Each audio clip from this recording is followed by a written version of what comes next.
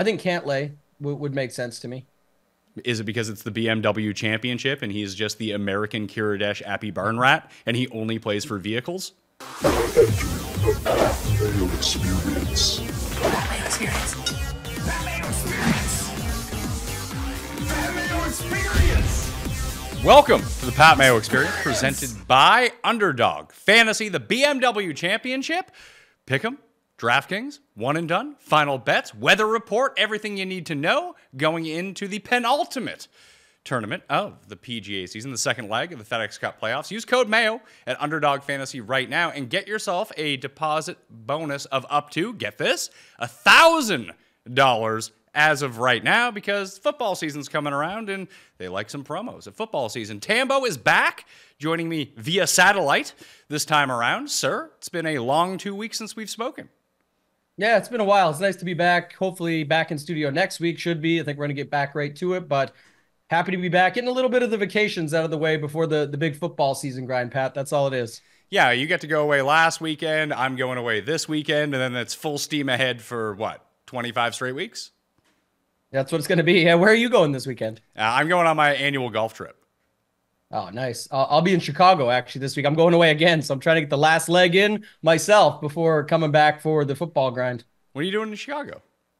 A fantasy baseball world championship. So I did not win a seat, but lucky I have good friends and good places that I'm going as a +1. I've never been to Chicago, so super excited about it. Try some deep dish pizza, check out some of these options that people gave me, these Italian beef sandwiches and whatnot. So happy to head out there for the weekend. Well, let's start with the weather for the BMW Championship. Castle Pines North is the wind finder tower that I'm using this week, and doesn't really seem to be much in the forecast, to tell you the truth, all week, but especially Thursday and Friday. Like, you're looking at very nice temperatures, not a lot of wind. So I guess the question comes down to, well, there'll be a 10% distance advantage at elevation, hence why it's over 8,100 yards this week is a par 72. That means it's going to play somewhere around 73 to 7,400 yards typically as a par 72, which would be a really short type course. Do you think this is going to be a scoring bonanza? Because I started looking at the Underdog Pick'em for round one, and they're pretty generous if you think there's going to be scoring. Yeah, I think there is. And, the par fives in general, you talk about it, just that, of course we haven't seen forever and most people know nothing about. So looking at Rory on the tracker, putting it out there, 390, 395 and whatnot. I mean, just the other thing too, elevation in general, we talk about big guys, old guys, that sort of thing, and being able to grind through 4 full days of it. But in the sense here, I think, Pat, it's going to be like 20 under is what I see, maybe even lower. See, I can see that too. So the problem is, like, when I start making my pick'em slip this week on Underdog, I'm going lower, lower, lower. At least that's the track that I'm taking. And they're not offering a bunch of the different fantasy props they normally do, because I don't think that they have a good sense of what this course is going to give you. But if you just load up on like the 3 top end guys, you go like Scotty lower than 69 strokes, so he needs to be 4 under or better. Ditto with Xander, and then Victor is 70, so he needs to be 3 under or better. Like, you put those 3 together, you get 4.5 times your money. I think that's like a pretty good start. I think it's the play. I thought you were going to say Rory, but you went to new age Rory, Victor Hovland, and get him in there. He's back now, of course, for everybody. But I heard you with a little Rory conversation heading in. Do you have any interest in him at all in this? I have a lot of interest in Rory on DraftKings this week, and I have my 30% boost that I can use at Bet365 right now, and he is already up to 15 to 1. I can get that up to 22 to 1 right now for Rory. That just seems like a big Rory number. Yeah, no way he can play good after how he played last week, right? That's the whole thing. Hence why I do like him on DraftKings, obviously, because I think he's just going to be lower owned than all of, like, the very top end guys. In a 50-man field, no one's going to be completely unowned in that sense. But right, as a bet, like, remember we used to have that threshold of 20 to 1? Like, if this guy passes 20 to 1, you bet on him. And that's kind of where I'm at right now. But everything I kind of look at, Xander seems like the play.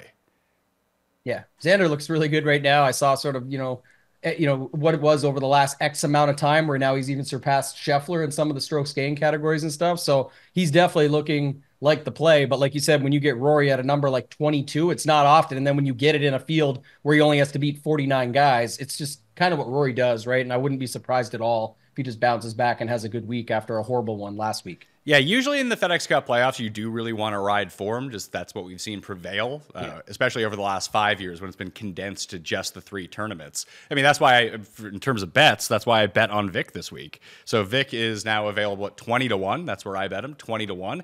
And I also bet on Wyndham Clark at 37-1 on Monday. He's down to like 27, 25-1 at the moment. The problem with Wyndham Clark is he's got the Colorado ties, so that's going to be something that people buy into, myself included. Like, hey, he's familiar with this kind of layout. I guess the other thing would be he's not hitting his irons and striking the ball as well as you'd want. He's doing most of it with the putter, and that kind of scares me.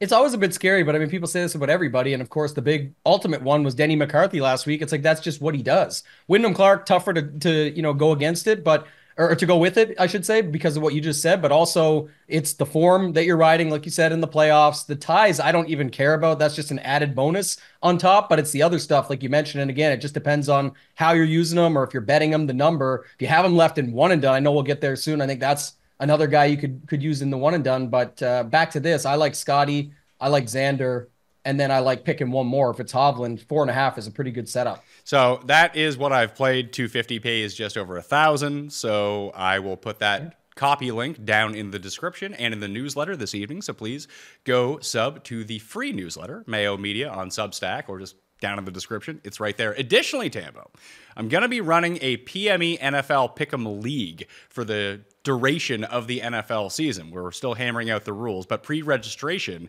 is now available, and you can do that down in the description as well. All you need to put in is your Underdog handle in your email, and it will register you for that tournament. You should play in this. We'll be doing this on the show like throughout the course of the year.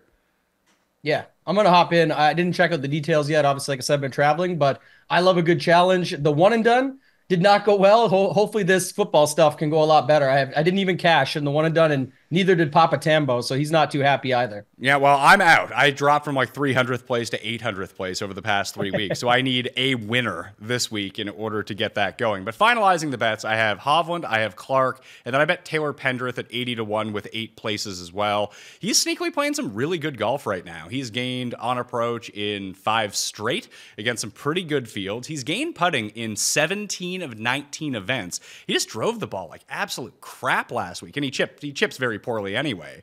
But as we saw last week, a lot of the guys at the very top didn't gain any strokes around the green. In fact, most of them lost because the whole key was hitting greens in regulation. If you had to rely on your chipping, then it was probably a no-go for you. You need to have those ample birdie opportunities, and that's the way that I see this playing out this week. But with the scores that Underdog is posting, and I tried to look for the overall, maybe I should look at Jeff Schulman, I think that's the guy's name, who puts up like the overall winning score bets. But if you say it's minus 20, that's an average of minus 5 per day, and if it could even breach higher into that. But that's not what they're indicating right now. They're kind of telling us the winning score is going to be around minus 12, but I just don't believe that. That's what I have. Again, maybe it doesn't get to 20. I'm being bold, but it feels like there's going to be scoring out there, Pat. So it just depends. Obviously, there's water in some spots. There's trickies. There's the elevation. There's all that can chip away into it. But again, I didn't look up what the exact number was. It's just my takeaway and some of the stuff that people were telling me that are there right now. So I just had a feeling it's going to be a lower scoring event than most think. See, I think so too. So maybe I'll play a bunch of these. I mean, maybe I'll go all in round 1 with some of these lowers, because even some of the guys like Max Homa, I'll probably stay away from. He's not having a good go right now. But Sung Jae is 71. He shoots 2 under in round 1. You get your win on that. Same as Thigala. Cantlay needs to get to 3 under.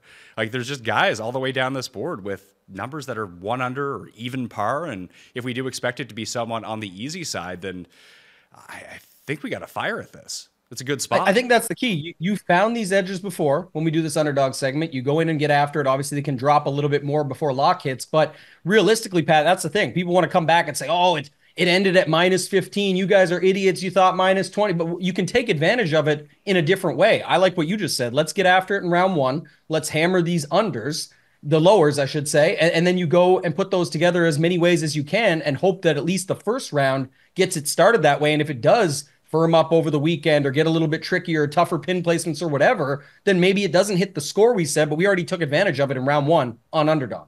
So I have my one team remaining in the one and done to try to cash, as I mentioned. I need to get that across the finish line. Unfortunately, I have no one good left to use. The best players I have are Henley and Thigala, Harmon, Sung Jae. I have Aaron Rai left, I suppose. It's kind of it. Where would you go here? Probably of those ones, I would probably pick Henley. I have Connors as well. Just don't see it. I think when we get there later with DraftKings and just breaking down lineups and stuff, Henley's right there, $200 more, and I tend to like Henley better. I don't know. I think people also liked Henley last week, and then you look at it from that perspective. But is Rye going to win again? Is Connors going to win? I mean, you need to pull a rabbit out of a hat just to get a cash, right, or just to get something decent out of it. Yeah, I need someone up there. Unfortunately, I don't have any of the top-end players who are in good form. Like this would have been a great place to use Xander, although I think I used him at Quail Hollow. Second in an elevated event actually does work out pretty well. But yeah. I'm probably going to use Pendrith, I think. Like I need someone like that. Both off the board that I can get all the reward of getting the win. And I bet on Pendrith to win. I mean, obviously he's an absolute long shot, probably a very small chance of winning this event, but I do like how he sets up that I might as well ride with it if I'm out of the money. And this is like this is my Hail Mary to get back into the money. Yeah, for sure. And I think third is like 1.3 million or 1.4 million. So can he get you a top three? If he doesn't come through and just, gags it away on the last hole or something, it's going to hurt you outright, but maybe it still helps you there and you pick up some cash that way. So I don't hate going for somebody like him that we could actually see pull it off. Do you have guys at the bottom that you do like this week? Like, when you think about the second leg of the playoffs, and I talked about recent form coming in. So you have like Dunlap, who has been, he was good last week. He's played really well at Nicklaus courses so far. He's won at elevation at a Nicklaus course already this season, albeit in an alternate field event. Like, how much stock are you putting into this recent form? And how much stock do you think you're going to put into Nicklaus course design? So you have Muirfield Village. You have Valhalla. Like, I think Valhalla is probably the one you want to look at. I pick up more on that stuff, I think, than I do the other stuff. Just I'm a big recent form over course history guy, as you know, many know that watch my content, but I think it's tough when it's like last week or whatever. I guess the guy that's going to be chalked down there when we get to building lineups is someone like Max Grazerman. It's kind of like you can still get leverage. You just have to overplay him if you think he's the guy and he's going to continue to play how he has, because it's been consistent and nonstop. Dunlap is another guy that fits that, but it's probably going to go one of two ways. Either those guys come through or they just completely get crushed and it ends up being all the guys that you didn't think of down here, much like last week when you saw guys like Sam Burns and Willie Z and other guys up at the top, while guys like Rory, JT, and Homa sat at the very bottom. So the guys down low, I will say this though, Pat, the pricing this week, I talked about this yesterday with Hoop, the pricing this week is set up. I don't know if they copied this or went off of it or not, but it's pretty close to like sort of the FedEx Cup rankings. Meaning that all those guys at the bottom are the guys that just have to fire away to make something insane happen to have any shot or any hope to get to East Lake. So that can go good and bad for you when it comes to betting, DFS, whatever it might be, but they should be firing away at all times here. So let's jump over to DraftKings and try to establish some lineups here. What are you seeing for ownership? Like, who do you think is going to be the most owned guy? Scotty again. I don't think it gets to 40 this time, but I definitely think it's still Scotty. You don't think that Xander eats into that at all? He does, but that's what I'm saying. That drops. If it goes last week, I think Scotty was 39. If he comes down to like 33, yeah, it's because of Xander. It's going up on Xander's side of things, but I think you could see like a 33 Scotty, 25 Xander, pretty close there. And I think you can still build Scotty Xander lineups. People did it last week, and they got their, they learned from it and realized that those 6K guys, as tough as some of the clicks are, they all get 4 full rounds, and this is not qualifiers and amateurs and olds. This is dudes that made the final 50 in the FedEx Cup playoffs that have successful seasons at some point to make it here, right? Regardless of what that's from, they have capability and they do get all 4 rounds. So I actually think when we build, we should check out some of those lineups as well.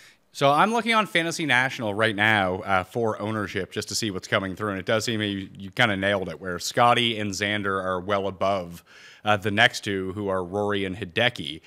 The actual Fantasy National generation right now has them both in single digits. Obviously, that's not going to be the case. Their projected ownership is probably somewhere around 13 to 18%. And I think that's a pretty good starting point. We just talked about how riding recent form can be a huge advantage in the FedEx Cup playoffs, yet no one wants to play Hideki, the guy who just won.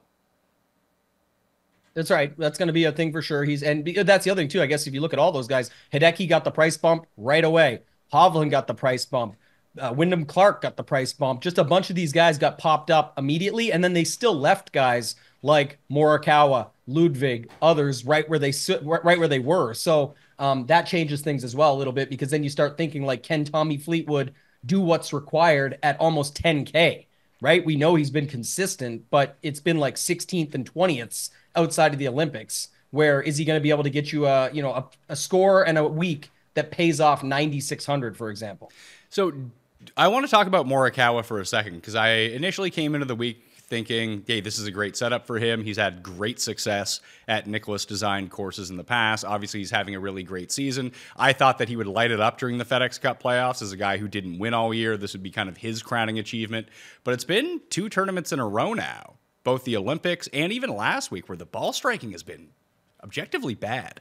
Not just for him, but against everyone. Like, he's just losing strokes everywhere, and the only reason that he's churning out like decent results is because of his chipping and his putting. And that's not something I would normally just want to bank on with Morikawa. Or do you think that the bounce back is there? Because it doesn't seem like anyone is penalizing him at all for some of the bad ball striking.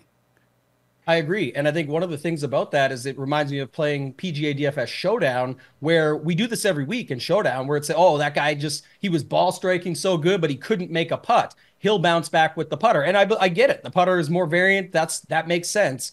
But when you're talking about one of the best ball strikers in the entire world, Colin Morikawa, you have to kind of go that way a little bit, Pat, I think, and say, well, can he find his ball striking again? I think so. Obviously, he knows what to do. He's been there. Not much has changed, and it's only a small sample that we're looking at. Before that, he was incredible. So I like that call. I think it fits 2 things. One, going back to the well on a guy like him, fine, 10-1. He's cheaper than Decky and Hovland now because of what they did last week, the win and Hovland showing up there. And then the other thing is, if you're fading Scotty, not that you can't play Scotty with Morikawa, but just to say if you're fading Scotty and Xander, starting with a guy like Morikawa could definitely be a thing this week. Last week, Scotty came 4th and still didn't make the winning lineup in the $200,000 to first lottery on DraftKings.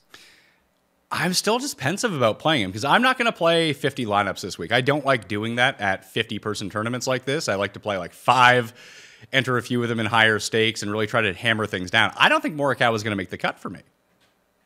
Yeah, I think he'll make the cut for me, but I think, I understand why he wouldn't for you, but I think that's a guy that I would give a pass. Okay, so let's try to build out what we think is going to be the chalkiest lineup of the week. It sounds like Gracerman is most definitely in this lineup because that's where everyone is saving their money. Yeah, and for the sake of this, what we're doing here, Scotty goes in because probably the highest combination of Gracerman is going to be with Scotty. That's just because Scotty's the highest owned. He's the highest owned value play. That just makes sense to me. And then you have almost 7,900 left to figure it out from there. So where do you see people going after this? Do you think it's again to the bottom, or are we going to try to find the player that you match up Scotty with? This is the tricky for me. And this is, usually something I have a better handle on. And I've messed around with it, even before coming on the show today and just trying to break it down on other ends of things. But do you think Dunlap or Siwoo are more popular this week? Dunlap. So I think people are very comfortable with that build, because then it gets you to average salary. And now you can sort of do whatever you want. And I do agree. I just think, I do see some late steam as well for Siwoo just because he's priced so low, but obviously didn't have a great week last week. So sometimes people just look at that, and then Dunlap won in Colorado or whatever it was. So you just got to go with it from there, and how good he played last week too, of course. But just to say, if you do that, who are the guys you're seeing in the 7K range that are popping out for you? Pendrith seems to be popular. Davis Thompson seems to be popular as well. And the other 2 guys that I would make mention of down below, Eckroat will probably gain some steam, and yeah, it's him and Eric Cole probably. Yeah, Eckroat almost gets us to the Xander build, doesn't it? Let's see, Eckroat, then we can throw in Xander, then we have $7,100 left. So you could have like Straka. People seem to be on Will Zalatoris this week. Yeah, I don't know if they'll actually click that button, though. I don't see it, but that's why I asked. I think more people still click Siwoo, even though how last week turned out. It just feels like Siwoo's going to get the click there. But I guess the Eckroat play stands out so much to me from you mentioning it that do we take Dunlap and Xander out for a second and just leave it with Eckroat, Gracerman, and see what we can get? Because that now we could start fitting the guys I think people are actually going to play, like Thompson, Bez, Adam Scott, Aaron Rye. Like, you're starting to fit those guys in. Is that kind of what you see? And then pick another 7K guy maybe? I was going to say, let's put Pendrith in this at 73 and see what happens. Then we have 8,900, and that gets us to that like Connors, Justin Thomas, Rye level, where we could go to the bottom 8, we could go to Davis Thompson at 79. Then we have 9,900 and get up to Cantlay or Finau or Fleetwood. I think that's probably the move. Although I think there's going to be a want to jam in 2 of these 10K guys together. Yeah, we got to get to that lineup. But real quick, too, just on that note, if you take out Thompson there, it was also pretty popular. Rye and Wyndham Clark fits the mold. You could do that, or you could go Hovland Denny if you wanted to. Yeah. Oh, yeah. You can do a lot of things. I'm just saying, I think what people are gravitating towards, like Clark, they feel like he's back. The ties, he's 9,200. It's still kind of fair for what his upside might be versus the guys around him. And then Aaron Rye is just staying on. Like he got 17th last week and played horrible, and still was in the mix. So, or 16th or something. So I think people are more comfortable with a build like that. But there's lots of ways that you can go, and I think getting to that second 5-figure guy now is the next build here. So I put Hovland in because I do expect him to be quite popular as well, and he's still cheaper than Rory. We actually just need $100 more is the problem to build the ultimate chalk lineup, because it leaves us $100 short of Davis Thompson, and I don't know how many people are going to play Fitz or Ben An or Bobby Mack. Fitz could pick up some steam at just 7,800. I know a lot of people are looking at him like that's too cheap for him, but so far the ownership still shows Davis Thompson, Bobby Mack, guys like that are around him. I think Bobby Mack comes off as sneaky, but people might end up clicking it just because he's got a couple wins, and so people can get behind that. But if we go back to, you got Dunlap in. That's what I was trying to do as well. I was trying to see that. So it's Scheffler with Hovland, and then Bobby Mack, Eckroat, Dunlap, and Greiserman. People seem to like Lowry as well this week. I can see. I don't see much steam on Lowry whatsoever. I thought actually he would be somewhat sneaky here.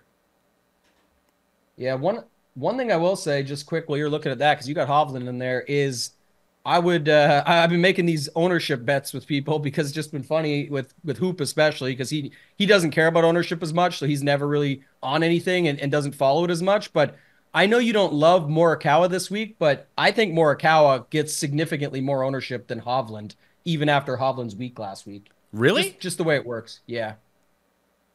That'd be one I would take for sure against people as well. I just think it's going to be, it could be, I'd say more than 5% higher. And again, it's not, I'm the guy always saying this, not cutting hairs over 5%. I'm just telling you what I think it's going to be on paper, and then you can do what you want with that. That's my take, is that I think you see a Scotty Morikawa version before the other. And that build is projected pretty high too. If you go to Scotty, take out Hovland and McIntyre and put in Morikawa, you land on Lowry or Bez, which people definitely are talking about both those guys enough that it would fit. It does, yeah. Morikawa and Lowry do sub out 2v2 equally for Hovland and whoever the hell else we had in there, and Bobby Mack. Hovland, Bobby Mack, yeah. Yeah, but I get your Morikawa point, and you might be right about it, because I see them within 2 percentage points of each other in terms of calculated ownership. I currently have Hovland higher, because I think that people want to play Hovland more than they want to play Morikawa, but that extra $300 at the back end of your lineup is probably going to make the difference. Yeah, I just think that's part of it. And then also I think what you talked about, almost the Hideki factor. Mind you, Hideki was winning the turn, like he won. So that's where this comes from. But just to say it, the people like there's the fear of missing out, but then there's also that like the thought that they did miss out. So it's like, well, I missed Hovland. He was back, but now his price boosted 10-4. I'd rather move off him this week. That's just typically what's going to happen. It's kind of a lazier week just because we're getting late in the season. Definitely know that from everything that we do. So just how I see it right now, but it could change. But for me, that's kind of the setup. What do you do here if you do want to get to the Scotty Xander build is my question. Is it just as simple as leaving Greiserman, Dunlap, and Eckroat, and then you just land on whoever your 7K guy is? Yeah, I guess so. So let's try that. Let's try Greiserman, Eckroat. Now we're back up to 71. Can you go Dunlap, Pendrith? Yeah, you can. That's if you put Rory in for X. Oh, sorry. But that's fine. What was that one? That was kind of intriguing. Yeah, well, it was Scheffler, Rory, Greiserman, Eckroat, Dunlap, Pendrith. Now we need to either downgrade Pendrith or Dunlap here. So who's 71? Straka is 71, or we can go 2 lower from Dunlap to 67, which is Siwoo. I actually like Dietrich at 66. He's played really well. I like the Dietrich call there. I like that Dietrich. Yeah, he's played well at Nicklaus courses too. Yeah. So this would be my take, and that lineup still projects pretty well. It's like that to me, we already know, and what everybody's saying at home watching this is like, you guys are donkeys, Grazerman and Eckroat are the chalk down there. We get it. And then Scotty and X, but it's like, is Dietrich and Pendrith going to be the combo that gets put in with it? And it's honestly one of those things. It's just kind of a brutal week when there's only 50 guys that you are just going to have to, in some places, just eat the chalk and move on. This might be a little too tight just because you've got the common pairing. If people are going Scotty Xander, they need to go to those cheap guys. So you kind of have to switch it a little bit. But if we take out Grazerman and Eckroat, what would you think about going to something like Cam Davis and Eric Cole? I was looking at something like that. You found a different version, and Eric Cole is fine. I was going to say, like, even everyone will say no to this, but it'd probably be Hoagie anyway. But Max Homa at 6,400, if you're just playing for pure name value at a low price tag, that could be it. But I think you like Hoagie normally anyway, don't you? Like, Hoagie would fit that fine. I do. I feel like he's really started to hurt my feelings over the past 2 months. Yeah, it's definitely been a rough scene, but I think this is just the way I look at it, Pat. Like, that's one where even, okay, you go back to one of Eckroat or Grazerman, you've got Scotty, Xander, but you've got Dietrich, Hoagie, and Pendrith. Like, that's where I'm saying people say, oh, you're just playing all the same as everybody else. It's not quite, versus what you're talking about, where we can go look at some of these balanced builds where you put, Rory and Hovland together, and then you can get away with whatever you want from there and have more money to spend and not have to creep down here as much. So when I say it like that, what sort of side do you prefer to be on? I'm good with just taking Scheffler out and then save the money that way, because I don't see a significant difference between Scheffler and Xander right now, and the price difference is just so massive. Yes, I would prefer to have Scotty for the same price, but Xander's essentially doing exactly what Scotty is doing for, what, over $1,000, $1,200 cheaper? So that's great. And then instead of trying to like jam someone else in, you can use, let's even say Hideki. It'll probably be Hovland, but let's throw Hideki in there, and all of a sudden we have $1,800 to play with. And you can either upgrade the Pendrith spot to someone in the 9K and go with those like 3 high, 3 low, or just kind of upgrade everyone else along the way to guys that you feel more comfortable with. Yeah, that's definitely how it works there if you do it that way. So I think the Scotty talk is, we got a few lineups covered there with him anyway, but I just think that's the next conversation is if you're not playing Scotty, like I said, he literally came fourth last week and wasn't needed. And it's part of that is the price, right?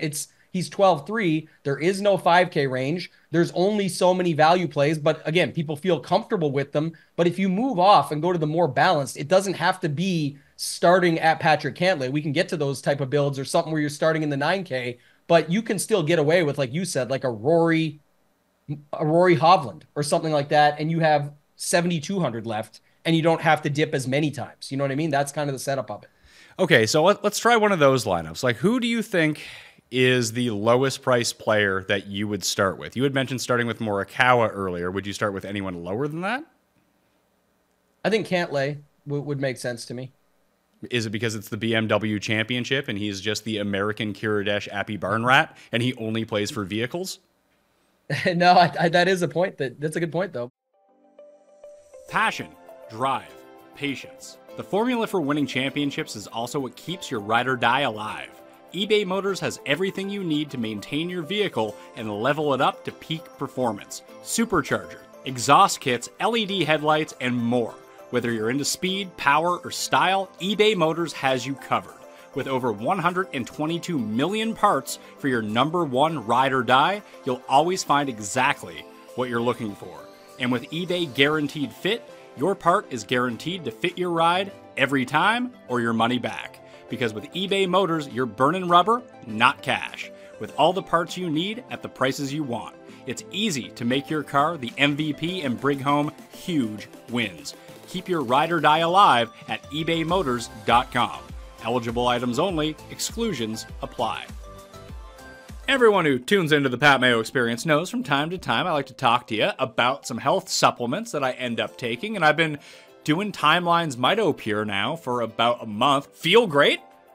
And I think you can too. Take 2 soft gels a day for 2 months, and you can see significant improvements in your cellular energy, your muscle strength, and your endurance. That was the big thing. I've been golfing more this summer and lifting less. Yet when I go back to the gym for my once a week, like max lift, I am not really atrophying that much. I'm not losing a ton of muscle, which is absolutely fantastic news for me and my golf game, because if you work out too much, then you get too sore, you get too stiff, you need to retain that flexibility. I'm retaining my muscle mass at the same time, although I'm not working out as much. And it comes in 2 product designs to fit your needs. They're berry powder, which is great to mix into your breakfast, yogurt, or daily smoothie. That's how I've been doing it. I've been eating some strawberries, raspberries, blackberries with a little bit of yogurt, a little bit of protein powder, then boom, Timeline's Mito Pure right on top of that. Or they have soft gels for the days where you're just on the run and wanted something convenient to grab and go. So, Timeline is offering 10% off your first order of Mito Pure right now. So go to timeline.com/Mayo to get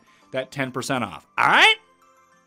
We, talk about being in form and coming in late now, and it's been better for him the last 4 events out. So I think you could just see it where he just keeps turning it on late, and he's only 9,800. I know he's, around some other good names there, but realistically, he's a guy I would see coming through more often than not. Finau fits that mold as well. You could do both of them. Cantlay Finau and have 7,600 left. Like there's a lot of different ways you could go in that Cantlay range at 9,800. So let's start with Cantlay, and let's try to do the ultimate balance build here. Where do you think the low point of this lineup is? Lowry? I guess it couldn't be, because then you're left with below 8,000. Because it's weird, because Cantlay's the 8th highest priced guy, but he's still $9,800. Right, but you had to remember that on the last build that we were doing, the last set of builds we were doing, Pendrith was our 3rd or 4th golfer, right? You know what I mean? he was at 7,300. We had 3 6K guys under him at one point to make Scotty Xander work. What if Pendrith is your last guy in now? Well, if we do that, do you like Billy Horschel, Wyndham Clark, or Henley better? Probably Horschel, to be honest. Horschel or Henley is probably who I like there. I bet Wyndham Clark, but I'll go with Horschel because he fills out the 0 remaining salary on our lineup. So your lineup would look like Cantlay and Horschel from the 9Ks, Lowry at 8,100, then 3 7Ks of Pendrith, Davis Thompson, and Bobby Mack. Yeah, the thing is, these are going to project so poorly. As they should, because I really do think you need 2 of the top-end guys here. That's what we've seen play out at both this style of tournament all year long, and especially in the BMW Championship, since it got shrunk to 50 guys. Yeah, and it's because the guys at the bottom still get the 4 rounds. That's what people sort of, are catching on to now, is that no matter what their name is or how bad they are, they're good enough to be here. They're not likely to shoot these big numbers every day. Even a couple spike rounds or throwing an eagle here or something like that can all be helpful and come through. Like Dietrich at 66, like you mentioned. So what happens then if we take Horschel out? Okay, so take Horschel and McIntyre out. And what does that get you? Dietrich? It gives you 10-3, so it gets you $100 short of Hovland, and you could have Morikawa if you wanted. So Hovland Finau instead of Pendrith. Do you like that better? Take out Cantlay and put Finau, and at least you can then get to Hovland. I like that better than what we just did. And it at least feels like this could make up for some of the miss on no Scotty, no Xander. Right? If you think Rory's dust, if Hideki's not going to win again, and you're just fine being off of, you think it's going to be one of Scotty or Xander, and then you hope for that 5th place or worse for them. It's just not that. And you've got these other guys that pop up.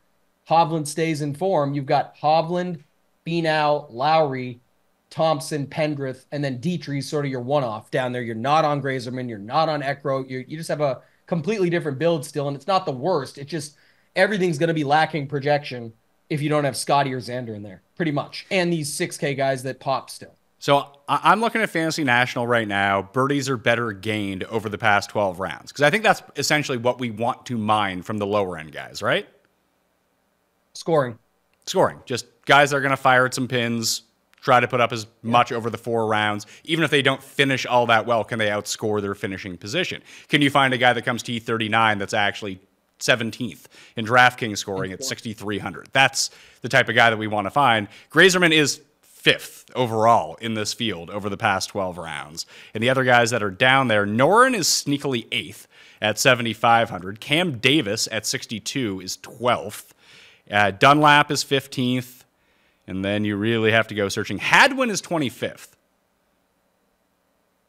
Hadwin? Hadwin, yeah. Who else do you got? I mean, those are the guys from down there that are doing it. Then you're into like anybody else like a little less than anybody in the low 7s?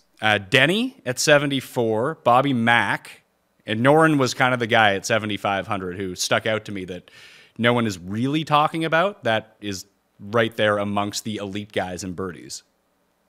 We're like, what about Rory? Where's Rory at? Rory is, let's see here. Rory ranked 30th. Yeah, not great, but I guess if you're taking a shot on Rory, you're just taking a shot. But I would say if you put Grazerman, Noren, Davis, Dunlap, and then round it out, it's Scotty and Rory to round it out. Oh, say that again? So go with your original dudes. So Grazerman, Noren at 75. The guys down low were Davis and Dunlap. And then I was trying just to get Scotty in there. If I could get Scotty Xander, I was $300 short. And while I'd rather have Xander, if you just hope that Scotty outduels Xander and Rory does something, it still works. It's just you're taking the risk on Rory. So you have Rory, Xander, Noren, Davis, Dunlap, Pendrith? No, I have Scheffler over Xander is what I'm saying. Oh, so who's the last guy in then? Not Pendrith. Who is it? Oh, you have Pendrith in over Grazerman. Grazerman, that's exactly who it is. He was 5th on the list. That's what. So the thing about Grazerman is he's going to be chalk. There's a bunch of guys around him. I get it, but there's other ways to build with him, and he is the guy that's been on fire from down there that will just fire away for 4 full days of scoring, can make eagles, all these other things that it racks up. So yeah, I get it. So just other ways to do it, but putting Rory in to the build with Noren and Cam Davis over guys like Eckroat and some of the other chalk, I think it's still at least somewhat different. Obviously, in this type of no-cut event, leaving some money on the table, just building it out differently, all those other factors are going to come into play still. But this is just an example from what you just gave me, how you could build it against the skill set. Let's do a rewind classic here. I want you to rank these guys for me. But here's how I want you to rank them in terms of how much you would want to play them. So number 1 would be the guy you want to play the most, and they're the 6K chalk-ish guys. So you have Grazerman, Eckroat, Cole, and Dunlap. Put those guys in order for me. Grazerman, Eckroat, Cole, and Dunlap. It's Grazerman, Dunlap, Eckroat, Cole. And I think that's now everybody knows why I stayed home today to record this. I did not want to get doubled down on in the studio. No, I'm kidding. But yeah, that's how I would go with it. Grazerman, Dunlap, Eckroat, Cole. And I think that's what ownership is showing as well, that's the order that people prioritize those 4 players in. Would you be good with, like, if I'm going to play in a 3-max or a $200 single entry, like, am I just good fading Grazerman and hope he doesn't finish T7? I think so, yeah. It's from just a game theory optimal perspective where you're just trying to get – if we're building optimal lineups, he's showing up in them. So if you want to move off somebody, you could just move off him and play Cam Davis if you wanted, or play your guy Hoagie, and just all they have to do is outduel him in that build. You could do it that way, or you could move to a different style build altogether because most of the Grazerman's going to lead to Scheffler. So you liked what do you say earlier? Rory in DraftKings, you mentioned, right? Yeah. So the 2 builds that I wanted to start with, I think if I'm going to build build a small collection of a few lineups here and put them in higher stakes, I think I either want to start Rory Hovland or Xander Hovland. Maybe even Xander Rory. But I feel like Xander Rory gives you very equivalent lineups to Xander other guy or Scotty other guy as well. So it's just you're playing a lot of like 1v1s with Rory or 2v2s with Rory and Hovland versus the other top end guys because you end up with the same 4 guys at the bottom. So if I'm building that, then the way I think about it, just because this may help some other people out there trying to build their single entries and stuff, is like it sounds like Hovland came up enough times where you're kind of comfortable landing on either Rory or Xander. We know from watching this show so far that you like Taylor Pendrith. So I would put Hovland and Pendrith and leave Rory out for right now because we're going to see where we land. The next part, Pat, is you're going to need some value plays to land back up at the top. You do want double stud in this. So And the third part is of that, you don't want Grazerman, right? You said, I don't want to just land in the same spot as everyone else. You can land in the same zone, but you're not going to land on that spot. So who are the other guys next up that you feel most comfortable with? And then I'll try and sort of pin it together from there. Probably Dietrich and Cam Davis. You definitely mentioned Dietrich and Davis a couple of times, so I think that's fine. Davis is your pivot off that. Now what I do, this is just how people watch how I would build it out, is I press Xander, and I see where I land. Okay, it's Akshay, a guy we didn't talk about at all. It's Adam Scott, a guy doing just enough before the President's Cup to get into the mix there. But you know where you're landing, so I just quickly pop off that. Then I go to Rory. Do I want Rory with one of Thigala or Rai and take a shot that way? Or do I just say, screw it, Rory's playing like shit, I'm going to ride the form, and I want Xander, and I'll just take my chances that Bhatia can do as much as Thigala, Rai, or JT in that range, or Adam Scott could be the guy. What do you think? I think I like the Rory Rai lineup better. Rory Rai it is. Let's see here. The projection. So if we go Rai, Rory. And then the other thing about that, Pat, too, is just, from looking at it from all the other things you said. So it's not only is it your guys, you're moving off some of the most common plays on the slate and some of the roster construction that most people are going with on the slate. And you're pretty much sticking with your guys and form guys, except for Rory. And Rory could be an exception because of the sense of who it is. It's Rory McIlroy. If he shows up and wins this week, will it be surprising after last week? Yes. Will it be surprising overall? No. It's Rory McIlroy in a 50-man event, no cut, par fives, elevation. He's driving the ball 400 yards. Will that be surprising if he comes out and wins this tournament? Not to me, at least. So, it's not lobbying for him to say he's going to win.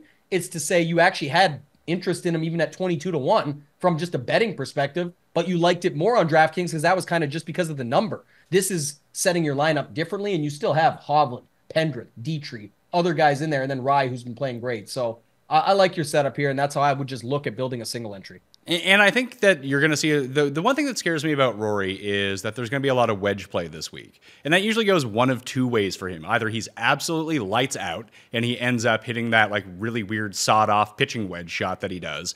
But just because of the elevation, when guys are like 170 out, they might be hitting like gap wedge. Yeah. I think, just one other quick note that I would say just to add on, because it's your single entry you're looking at and just comparing one example. But the other thing I would then do is start looking at it of this lineup, what worries me? And it's like Rory is the most common denominator in that. So if you pull out Rory, I would actually take out Rory and Hovland because that's so much money. And you would that's the 2v2s I would look at next, Pat. Even though I know you liked Hovland enough to mention him, there was talks of like, what if it could be Rory Xander, but maybe that puts me in the same spot. So now obviously I just go to Xander. And that leaves me Colin Morikawa money, or I go to Scheffler, and that leaves me money for a Sungjae or a Corey Connors, right? And you start to look at it and go, okay, now how much do I really like Hovland that it makes me play Rory when I can just play Scotty and Sungjae or Xander and Morikawa? You know what I mean? And I do really like Hovland. So let's throw Hovland back in there, and maybe we can try to rework the lineup a little bit if we wanted to. Let's say we use, no one's... After betting him last week for like the first time all year, now everyone is officially off Ludwig, who we haven't even mentioned yet. Yeah. Not a lot of interest here, but it's just taking that wedge idea back a little bit. Because Rory won at Summit Club, which was also played in elevation. Summerland for the Shriners is usually played at elevation, or is played at elevation in Las Vegas as well. And as someone who's played that course a couple of times, I can tell you, I hit the ball a whole lot farther there and have a lot shorter irons coming in. So if I just break out my wedge model, so basically proximity from 75 to 150, along with putting from 10 to 5 to 10 and 10 to 15 feet, who are the best guys in the field at those in the very short term. So we're going to try to ride recent form with these stats. Probably not the best way to look at it, but just try to find some newer guys potentially that pop up. The best guys in this model over the past 12 rounds are Xander, Clark, Hadwin, Harman, Connors, and Henley. Clark, Hadwin, Connors, Henley, and who was just before Connors and Henley? Hadwin, Harman, Connors, Henley, Wyndham Clark. Harman. So how much is Harman? He's 7,200. Okay, that's a lot. And did you say Connors? I said Connors, yeah. So this is the lineup. If you go Xander, Clark, Connors, and you put Hadwin and Harmon, the two cheap guys you mentioned, it lands you on Pendrith with $100 left. So he doesn't really fit this one at all. So the other guys that pop up there are Greiserman, again, Eric Cole, Burns, Finau, Straka, Hoagie, Morikawa. Yeah, so just quickly though, that'll be my take to this. Like again, I think Raza's our boy, and we love doing these skill stack lineups, and I like doing them myself. And we wave stack and we do all this. But I think if you got 5 guys from your skill stack, and then you land on a play you like, you're still covering. It doesn't matter if he doesn't fit it; he still gets 4 full rounds. You like Taylor Pendrith. That's how I would look at that, and it still fits everything else you want. It makes it unique. It sets it off. I think that's kind of a nice lineup you just had there. Because Hadwin popped in a couple places. So even if you wanted to, use 3 of those guys, Xander, Wyndham, and Hadwin pretty much pop for everything, right? So it would more be like Harmon and Pendrith and Connors you would take out and try and figure something else out from there. Okay, so we'll play that one. So now that we've kind of landed on Hadwin as a cheap guy instead of Grazerman, who did rate out really well in this. Like, he's all over it. I get why everyone's using him. The other thing would be, let's see here. Hadwin, we mentioned Cam Davis from the bottom. So now if we just put those two in, we're at $6,200. From there, we have $9,400 remaining. What do you think you would do with that? Burns or Horschel, like they're right there. I'll probably play Horschel, but I mean, we have 9,400 overall. Like, we could go Lowry, who also rated out pretty well and plays Nicklaus courses by design quite well. Then you're up to 9,800 for your last 3 guys. You can do Xander. I mean, if you did Xander Scheffler, you'd be back down to 61. But you could go Xander Hovland, like I wanted to do. Then you have 8,000. You could have Bezadenhout, Davis Thompson, one of those guys. Let me put this in. Hadwin, Davis, Lowry. Man, one thing I'm going to talk about in a second, though, you might have been onto something here, but Hadwin, Davis, Lowry, Hovland, X. I mean, obviously that's nice to have up top, and then it lands you on Bez or Thompson. Yeah. Yeah, or you could take Xander out and do that if you wanted to build the Rory lineup that way. You go Rory Hovland, then you have 83. You could have Adam Scott if you wanted to. Yeah, one thing I was going to say that you just made me think of is, and we've talked about this plenty on the show, doing strategy and stuff. I know we're going to start some NFL strategy shows here soon as well, but, it's my favorite thing to talk about. But you just mentioned it where, Grazerman keeps coming up, and we talk about that, and people are deciding between him or Ekroyd, or they're saying, if I'm not going to play Grazerman, I've got to go to one of Cam Davis or someone else down here. What if you just play Hadwin, Davis, and Grazerman and make it so that Grazerman is your 4th golfer, where for almost everybody else, he's going to be 5th or 6th. You know what I mean? Like, that's the not who you play, it's how you play them. Everyone's playing Grazerman, but everyone's playing a majority, not everyone, but majority are playing him as their 5th or 6th golfer. You can actually get Scotty, Xander, Davis, Thompson at that point. Or Hovland, Hideki, Morikawa. Yeah. I like the first one better, but you're right. Hovland, Hideki, and Morikawa. Well, how about this? You can go. Actually, you can go Xander. Rory, you can go Hovland, Morikawa. Or you can go Xander, Hovland, Cantlay.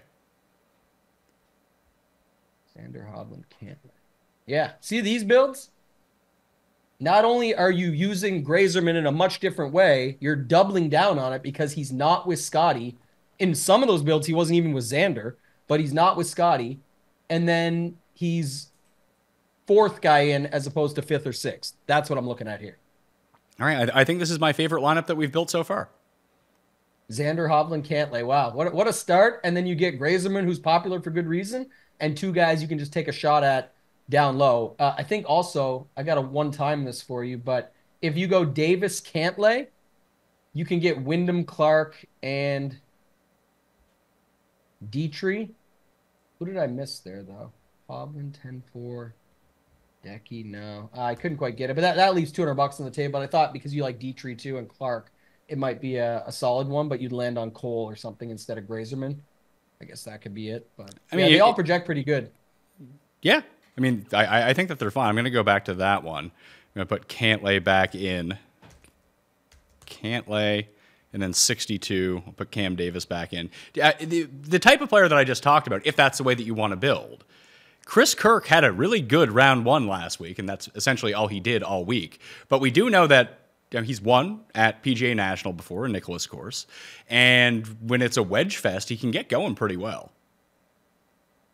Yeah, what does that give us? Anything? Nothing. It frees up $100. But like as another guy at the bottom, like essentially when I think about the bottom, they're all kind of the same guy to me. Obviously, some are in better form. And then there's just a few cross-offs that I just don't know what to do with them. Like I don't know what to do with Pavant or Poston or Jagger. Like those guys, or even Max Homa. I just feel like I don't want to play them. Yeah, I like the version you just found where we can go Kirk, Hadwin, Davis, and then get Xander, Hovland with Ludwig. 3 5-figure guys in there for the 3 guys down low that we've at least made some case for throughout the show, including adding Chris Kirk at the end. All right, well, maybe I'll have to draft that team too. So it was just dropping Greiserman to Kirk, and then you can upgrade Cantlay to Ludwig? Cantlay to Ludwig, yeah. Okay. I like these builds. I just think obviously they're more aggressive, but it's, talk about you need 2 guys from up top. What about if you have 3? You talk about I'm going to play Greiserman down low. What if he's your 4th guy instead of your 5th or 6th? There's lots of little things and nuances that you can look at throughout the week to build your lineups differently while still using some of the same common guys that keep popping up that people just naturally avoid for, ownership only. That's one reason for sure, but there's other ways you can get unique with it. What do you think will be the common build then? Do you think it'll be as aggressive as these ones? Or do you think it'll be like Scotty with another 10K and then fill out the rest of the lineup? I think it'll be Scotty with 2 low 6Ks, Greiserman, Eckroat, or something like that. Scott, like that's the core start for most people. Scotty, Greiserman, Eckroat, you have more than average salary left. We built one like it earlier. I forget the exact one, but you get the point where it's kind of then choose your own adventure. If you want to go another 6K guy, we've done versions of that. You want to get your Pendrith or your Matt Fitzpatrick or Davis Thompson there, you can do that and still land on Rye and those guys. So like there's a lot of different ways that you can build it, but I do think that Scotty with 2 low 6s is the common build. All right. Do you have anything else to add about the BMW Championship? We should just do one more build of the guys that are too cheap for their price. I just want to see this real quick. If you do like Homa, Siwoo, Zalatoris, Fitzpatrick, who's the 9K guy that's too cheap for their price? Is it like Ludwig we talked about? He's 10K. Say the first few guys again. If you just go like the cheap dudes that are just obviously not the greatest form, but like just, man, that's cheap for them. Like Homa, Siwoo, Zal are all in the 6K range. They're all above Greiserman, by the way. So that's another way to get unique here. Just play the talent long term.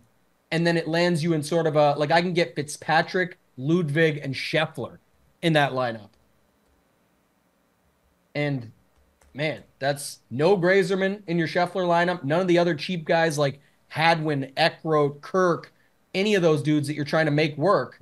And now you can go to Ludwig, Scheffler, and Fitz, or you can start moving pieces around. Like even if you go move off Scheffler, Ludwig, and Fitz, you could say Xander's underpriced by $1,200 because he's doing what Scotty's doing right now. That leaves you 95. You could play like Cantlay and Clark. Listen to that one too. Xander, Cantlay, Clark to fill that out. Interesting.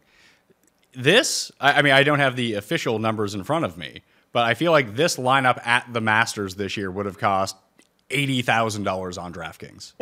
That's what I'm saying. Like, that's why I do like looking at these versions, even if you want to take pieces away from it and say, okay, Homa, Siwoo, and Zal is a bit much for me. Just look at what it gets you. It gets you everything you like at the top in multiple different ways, and you're not playing all that crew of guys at the bottom that really people are just trying to make work so they can fit Scotty Xander lineups or some version of that. So again, just another thing that I look at when I'm doing my weekly setup, especially in a 50-man field. All right. That will do it on the Pat Mayo Experience for the BMW Championship. Do you think we're going to do one of these shows for Eastlake next week? Because I hate that tournament for DFS. Yeah, I'm really out on that. I would like to get to more strategy and just focus it up on NFL, but your call. Yeah, maybe we'll do like 10 minutes on that, and then we'll record our season preview. And maybe we'll do that in conjunction with maybe some like week 1 early looks before we like really hammer down and get all the final information. And then we'll record a strategy show as well. That's all good with me. back in studio. We're good to go. Do you got strategy stuff at Ship It Nation right now?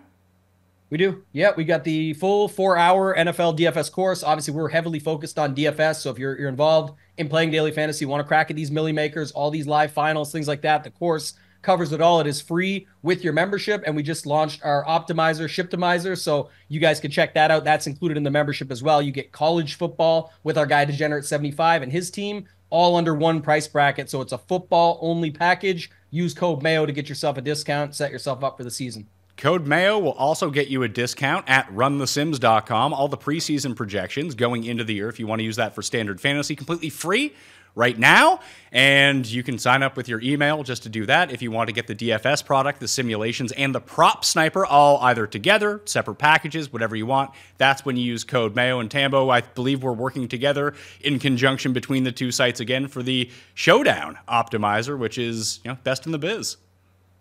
Yeah, Run the Sims, baby. We're going to be back, and we'll be on Mayo Media Network Thursdays with our main show with Hoop, Title, and myself, the same crew you know and expect. We had a great season last season and excited to get back for this one. All right, so everyone hit the description right now and pre-register for that Pick'em tournament.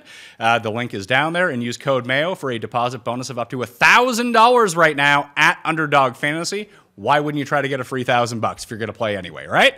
Okay, that will do it for me. I'm Pat Mayo. Thanks for watching.